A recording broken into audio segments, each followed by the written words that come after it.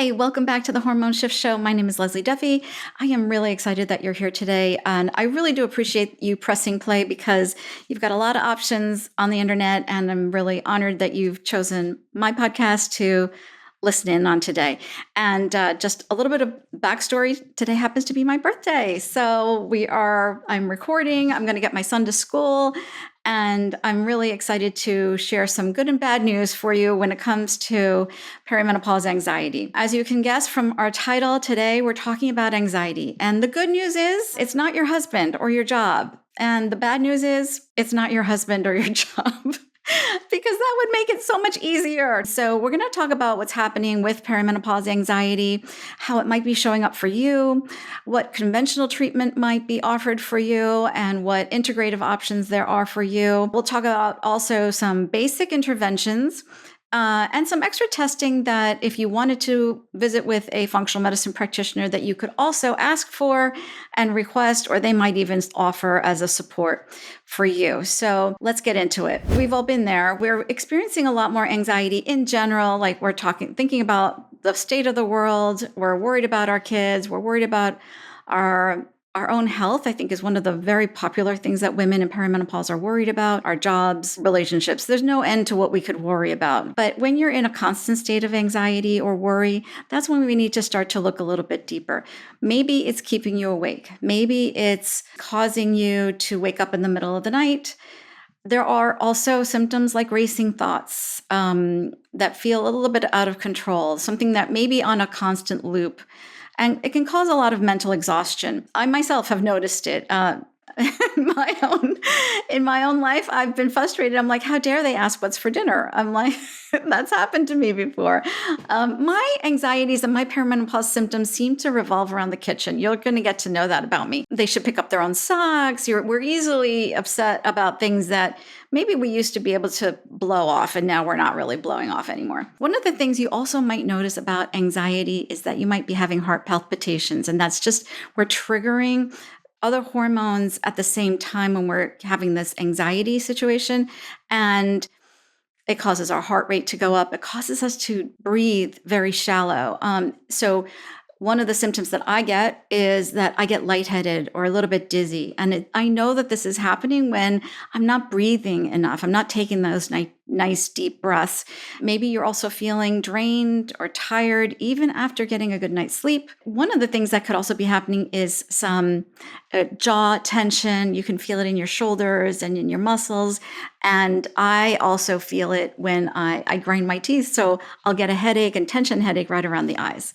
So all of these are the signs and symptoms that you might be experiencing a little bit more. Another interesting symptom of anxiety is this lack of joy or lack of motivation in anything that we used to do that was fun. Things like talking to your friends, even if you find yourself that maybe you're not enjoying, that could be another symptom. Okay, so what is happening? We're going to talk about estrogen. I'm just going to give you like the overview of what estrogen is and progesterone. And then I'm going to tell you what's happening in the body. Estrogen is like an energy booster for your hormones. It helps your body stay juicy. It's like they call it the juicy hormone. It helps your bones grow and be strong. It helps your connective tissue. It keeps your skin nice and smooth and pretty.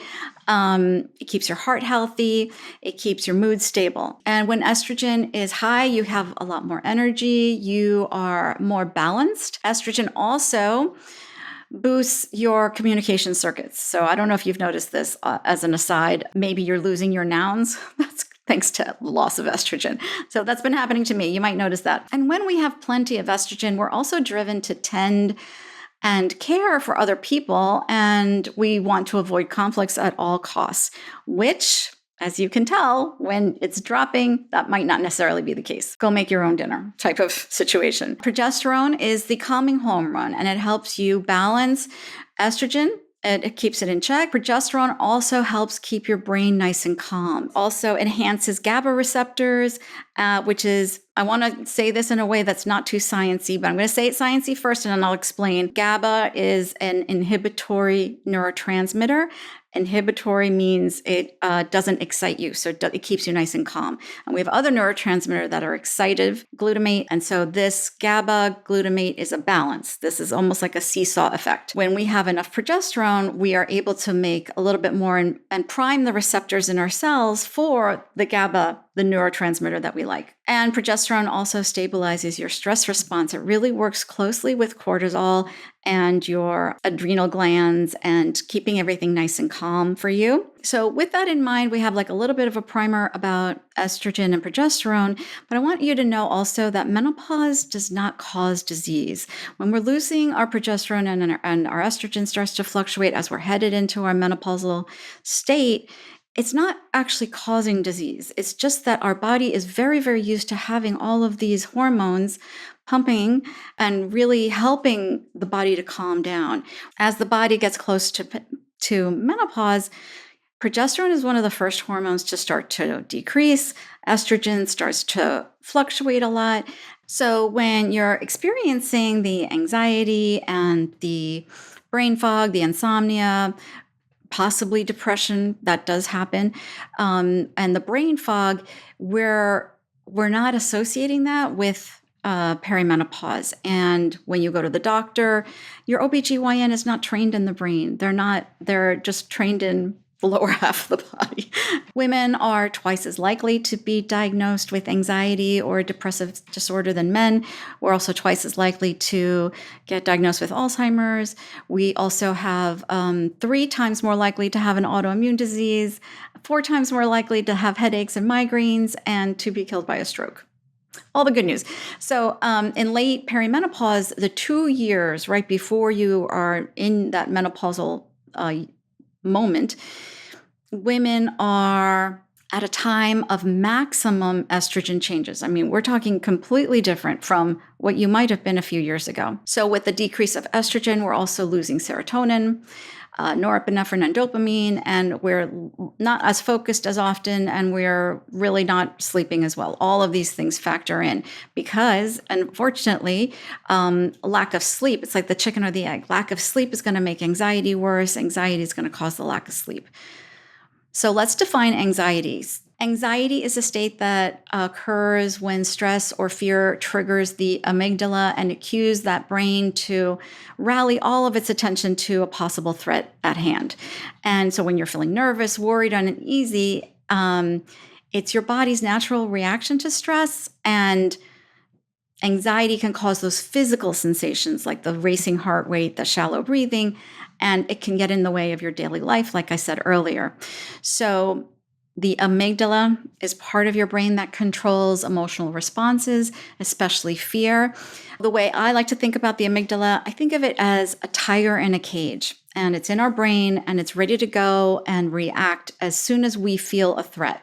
And what's interesting is the amygdala doesn't always know if the threat is imagined or if it's real. So keep that in mind. So normally your brain keeps the tiger calm. When we have our estrogen and progesterone, we're able to control that tiger a little bit better.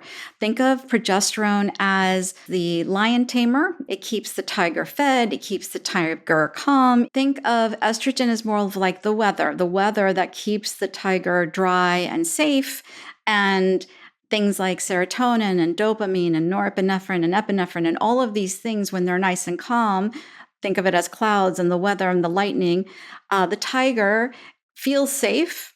And when they're out of balance, it's like the cage starts to shake. The tiger becomes more easily triggered, and your emotional response is a little bit stronger and harder to control because we don't usually we have these things that are normally helping that tiger to stay calm. So now we have an exposed and cranky tiger. Progesterone helps to boost GABA, the calming neurotransmitter, and that calms down the reactivity of the amygdala. It is like the caretaker giving the tiger a nice big steak to keep it calm. And I also want to mention that if you've ever had PMS, it's like having PMS on steroids. Perimenopause, when you're experiencing these really big transitions in your hormones, it's like you're in constant PMS. It's like on crack. So One of the major interventions nowadays is hormone replacement therapy. Each of these will help calm down your amygdala and kind of create that nice environment for your amygdala and that tiger in the cage to stay nice and calm. However, if you don't want to go on hormone replacement therapy, or it's contraindicated for you, or you just don't feel like you're quite there yet, I also want to say hormone replacement therapy is very expensive. So you have to keep these things in mind. But even before starting hormone replacement therapy, I always counsel my clients is to do the basics. We need to do a lot of basic things to keep our hormones nice and stable. They don't have to be so wildly out of control. We can do a lot through regular interventions in order to keep our hormones a little bit more stable, and I'll explain how. I have to laugh because one of my clients said, "Please don't tell me to meditate." or to do more yoga, because she was like, she's had it, and believe me, I got it. I have answers for you too. Don't worry. But keep in mind that these are things that are going to calm down the amygdala. It's also going to kind of pull you away from being so much in your brain. When we're in this agitated, irritable state, we can kind of feel that our brain is in charge. And when we're doing any sort of mindfulness exercises or meditation, we're allowing ourselves to get out of our reactive brain and into our body. And this is a very good tool, especially if you're prone to anxiety and you find yourself maybe hyperventilating or feeling a little bit dizzy because we're not breathing enough. So notice if you're having these shallow breaths. Breath work might be one of the tools in your toolbox that you could start using to help calm that reactivity in your brain. And think of it as these practices in order to stay present, in order to manage your tiger's reactions. That amygdala being so reactive, it helps calm the tiger, and we can use it to notice when we're overreacting to a stressor. I think that knowing that the amygdala is part of this whole process and having the idea that it is a tiger that needs to be managed, and it is managed overall by our hormones in general. That's also managed by other things that I'll get to in a minute. But this is where we have a lot more control. For us to feel as though we have no control in an anxiety state is very disempowering. So this is important because we want to make sure that we are in charge, that we are in charge of our health, that we are in charge of even our emotions and even the reactivity of our brain, that we do have the capability, even in this crazy perimenopausal state, that we can be aware of what's happening, have a little bit of self-compassion, and then be able to integrate these things more readily. I think that, in my opinion, and I've seen this with my own clients, the more information you have, the more science that you show, even test scores. Hey, look at these test scores, look at your labs, look at this. This is what's happening in your body. It's very objective. And now we have more tools. Okay, now I get it. This is what's happening in my body. This is what's happening in my brain. Okay, now what are we going to do about it? When we are not taking that type of ownership over it, then we are more out of control. We are angrier. We are going to lash out. And totally okay. But isn't it a little bit, doesn't it feel better to know that you have control over the situation? Because you do, my friend, you do. Okay, I'm going to get off my soapbox. All right. So now physical exercise. Physical exercise is going to increase your endorphins. It's going to help reduce that tiger anxiety. It also helps to lower your cortisol levels, and it kind of gets that tiger worn out. It's like when you have like a toddler, or you got to wear them out, and so they take a good nap, and it's kind of like the same thing. We're going to get those endorphins going, really promote that type of good endorphins and neurochemicals in our brain to calm down that reactive amygdala. And we also talked about the deep breathing techniques to slow down your breath. Make sure that you're taking those nice deep breaths. It also gets you out of the fight or flight, and it stimulates your parasympathetic response, the rest and digest, which we talked about, I think, in episode 1. That fight or flight does trigger your amygdala. So we want to make sure we're calming down the heart rate, calming down those things by using deep breathing, which will naturally lower the heart rate and naturally allow you all of the extra oxygenation to a different part of your brain. You can also, just even talking about this breath work, you can also look into something called heart math, which will teach you how to activate that rest and digest, the parasympathetic response. Because what we've learned is that when we're in that anxiety, heightened reactivity, we're not putting blood flow to the prefrontal cortex, which is your more calm reasoning brain. It's actually all going to the amygdala and the reactive part of your brain, which is that tiger. We're feeding the tiger. Another thing that you can do is yoga, combining that movement, breath, and relaxation, all of which helps keep that tiger calm and balances your brain activity, reduces your stress, and social support. Even though you might not feel like it, you will definitely feel better after talking to somebody. And it's almost like a workout. You're never going to regret a workout. You're never going to regret talking to your friend. So reach out to your friends. It's really important that we are all in touch with each other because these things do help calm your reactive brain. So just as a wrap up on that one, the first thing we want to do is we want to soothe your nervous system. And these are the ways to do it.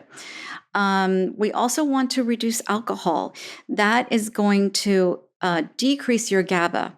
In other words, when you first have your glass of wine, you're going to feel a nice effect from wine increase. It does increase your GABA initially, and then later on, it decreases your GABA, the calming neurotransmitter, and causes a different neurotransmitter, glutamate, to spike. That's why we wake up, and that's why it's not great, because in the morning, we're not in a calm state. It does create a lot more anxiety for the brain. Okay, so beyond lifestyle changes and these basic interventions, obviously we want to promote sleep. And that, again, is another huge topic we'll talk about later. But there are deeper tests to explore when we're looking for potential underlying causes of anxiety. So you might want to look at a gut health test. And the gut-brain connection is where most of our hormones are made. The serotonin is made in our gut. And if your gut isn't healthy, it can really contribute to anxiety and emotional imbalances. So consider getting a gut test, because if you do have any sort of leaky gut, it can contribute to mood issues.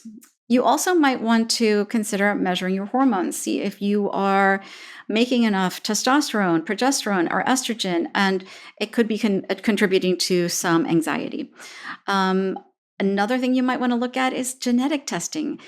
Genetically, some people are predisposed to more anxiety, and this really does have to do with how we get rid of neurotransmitters in our body and how we might hold on to neurotransmitters a little bit longer than other people. That's actually genetically validated. If that is the case, there are other modalities and therapies that you can use. I use nutrition in order to promote.